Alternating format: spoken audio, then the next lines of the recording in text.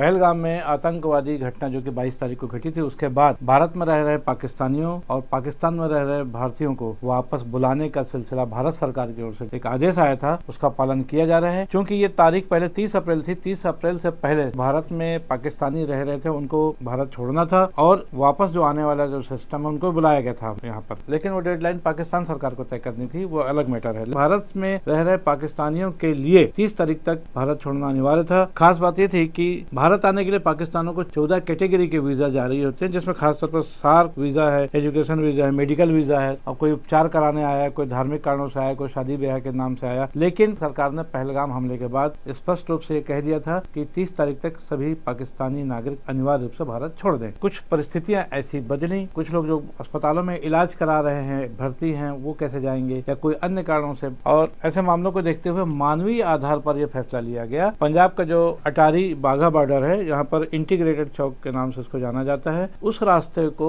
अगले आदेश तक खुला रखा जाएगा। 30 अप्रैल के बाद भी जो नागरिक पाकिस्तान जिनको वापस हमको भेजना है, वो वापस अपने वतन जा सकते हैं। ये सिलसिला तब तक चलेगा जब तक कि अगला कोई आदेश केंद्र सरकार की तरफ से नहीं आएगा। क्योंकि केंद्र सरकार की ओर से गृह मंत्री अमित शाह ने स्वयं सभी राज्यों के मुख्यमंत्रियों को फोन करके ये कहा था कि आपके राज्य में जितने भी नागरिक हैं उनको ढूंढे, उनको वापस पाकिस्तान भेजे। और उसके बाद केंद्रीय गृह सचिव गोविंद मोहन ने भी हर राज्य के मुख्य सचिवों से वीडियो कॉन्फ्रेंसिंग में इस आदेश का परिपालन करने के निर्देश दिए थे। बहरहाल अभी तक जो स्थितियां हैं वो है कि लगभग 1,500 जो भारतीय हैं वो वापस लौट चुके हैं। जहाँ तक पाकिस्तानियों की बात करें तो 800 के आसपास ऐसे पाकिस्तानी नागरिक हैं जो वापस जा चुके हैं। केंद्र सरकार के एक नए आदेश के बाद जो आनंद फानंद में नहीं जा सकते थे, आए वो लीगल दस्तावेज के आधार पर है, तो क्या करें। इसलिए मानवीय आधार पर इस लिए गए फैसले से अब उन लोगों ने राहत की सांस ली है जिनको तकनीकी कारणों से या मेडिकल के कारणों से यहाँ पर भी रुकना पड़ रहा था। आपको इसमें बड़ी दिलचस्प बात बता दें, ये आदेश उन पे लागू हो रहा है जो कि लीगल तरीके से भारत आए थे। मतलब जो 14 कैटेगरी के जो वीजा थे उनमें से किसी एक वीजा के आधार पर वो यहाँ आए थे। अब उनके वापसी के रास्ते के लिए भी उसी सिस्टम से चलना पड़ेगा। ऐसा लगता है शायद कि जितने लोग आए हुए थे हजारों लोग हैं, तो जाहिर सी बात है कि इतने बड़े मुल्क में हजारों लोगों को 4 दिन में तमाम चीजें हो पाना मुमकिन नहीं था शायद। और खासतौर पर मेडिकल जैसी जो चीजें हैं या एजुकेशन जैसी चीजें हैं, वहाँ पर तो समय लगना ही था। तो बहरहाल उन लोगों के लिए राहत की खबर है। लेकिन खास बात जो हम बताना चाह रहे हैं वो ये है कि लीगल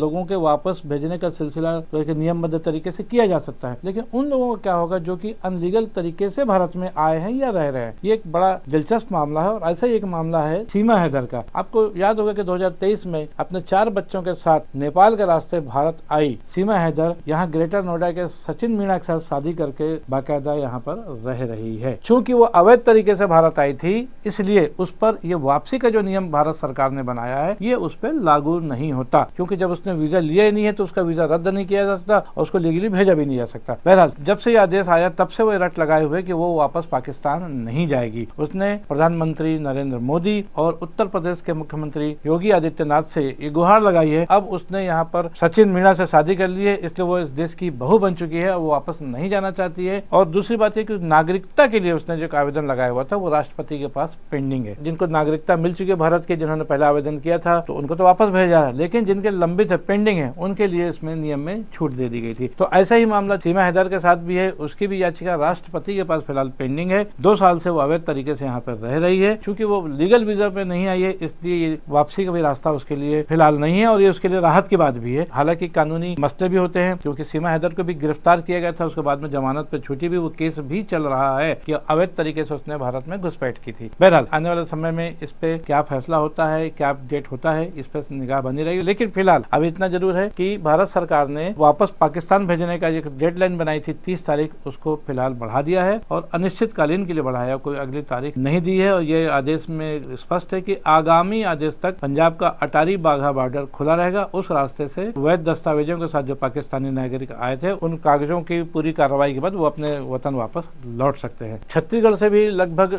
2000 पाकिस्तानी जो कि यहाँ रह रहे हैं, इनको निकाला जाएगा, ऐसी तैयारियां चल रही हैं। आपको बता दें कि रायपुर जो कि राजधानी है, उसके अलावा दुर्ग जिला और रायगढ़ जिला भी एक ऐसा जिला है जहाँ पर काफी ऐसे लोग रह रहे हैं। कुछ अन्य जिलों में भी इक्के दुक्के हो सकते हैं। बहरहाल सभी जिलों के पुलिस कप्तान और कलेक्टर जो है इस दिशा में आवश्यक कार्रवाइयां कर रही हैं। पुलिस की टीमें लगातार सुबह से निकल करके ऐसे संदिग्ध लोगों की पतासाजी कर रहे हैं। कुछ लोग पाकिस्तान से आए हैं, कुछ लोग बांग्लादेश से आए हुए हैं। इनमें मुस्लिम समाज के अलावा सिंधी समाज तथा अन्य समाज के लोग भी शामिल हैं। एक जो जानकारी अभी तक सामने आ रही है वो ये है, कई सालों से राजधानी रायपुर में रह रहे ऐसे ही पाकिस्तानी जो कि तंबाकू, गुटखा जैसे कामों में संलग्न है। क्रिकेट के सट्टेबाजी होती है उसमें भी ऐसे लोगों का बहुत सारा इन्वॉल्वमेंट रहता है और कई तरह के फार्म हाउस है जहाँ पर अवैध कारोबार हो रहा है, उनमें भी कुछ ऐसे लोगों का हाथ है, ऐसे काम कर रहे हैं। खबर ये भी है पिछले 20-25 सालों से अवैध रूप से भी रह रहे हैं। कुछ तो ऐसे लोग हैं जो पार्षद का भी चुनाव लड़ चुके हैं और कई राजनीतिक दलों में उनकी अच्छी खासी पैठ भी है। ये वो इलाके कुछ हम बता रहे हैं जहाँ पर ऐसे लोग रह रहे हैं, जिसमें Rajendra Nagar, new Rajendra Nagar, Dumar Tarai, MG road, VIP road, Shailendra Nagar, Devendra Nagar, Mana, Raipur का सदानी दरबार भी, जहाँ पर के सिंधी समाज के लोग काफी कुछ रहते हैं। कई लोगों ने नागरिकता के लिए आवेदन जरूर दिए, लेकिन कुछ लोगों की हुई है, कुछ लोगों की नहीं हो पाई है। और बांग्लादेश से भी कुछ लोग हैं जो कि बिना मुसाफिरी दर्ज कराए अवैध रूप से यहाँ रह रहे हैं। सबकी फिजिकल खोजबीन शुरू हो चुकी है और उनको भेजा भी जाएगा वापस। माना जा रहा है कि 777 लोगों की ऐसे पहचान हो चुकी है रायपुर जिले में। बहरहाल दुर्ग की बात करें हम तो 112 लोग दुर्ग में अवैध रूप पाकिस्तानी आए हुए हैं, जिनमें से 30 को भारतीय नागरिकता मिल चुकी है, जिन्होंने नागरिकता के लिए आवेदन लगाया हुआ था। तो बाकी तो अनलीगल ही हुए। ये कहा जाए कि 1188 लोग पूरे छत्तीसगढ़ में कहीं न कहीं काम करें, चाहे फैक्ट्रीज हो चाहे इंडस्ट्रीज हो, और उसमें 247 लोग हैं संदिग्ध हैं। मतलब कुछ लोग आए हैं जो कि लीगल वीजा में आए हैं और कुछ लोग हैं जो अवैध रूप से आए। टोटल की संख्या है वो 2000 के आसपास है छत्तीसगढ़ में। बहरहाल भिलाई के कैंपवन जामुल में रह रही बांग्लादेशी महिला को वापस भेजा गया है। प्रिया वाडकर नाम की ये महिला है, इसका पूरा नाम शायद आशा अख्तर बताया जाए। बांग्लादेश से आई थी, इसने यहाँ पर शादी कर ली थी और रह रही थी। बहरहाल उसको अरेस्ट भी किया गया था, जेल से निकालने के बाद उसको वापस बांग्लादेश भेज दिया गया है। ऐसे ही 6 लोग यहाँ पर करबला मैदान में भी पाए गए जो कि अवैध तरीके से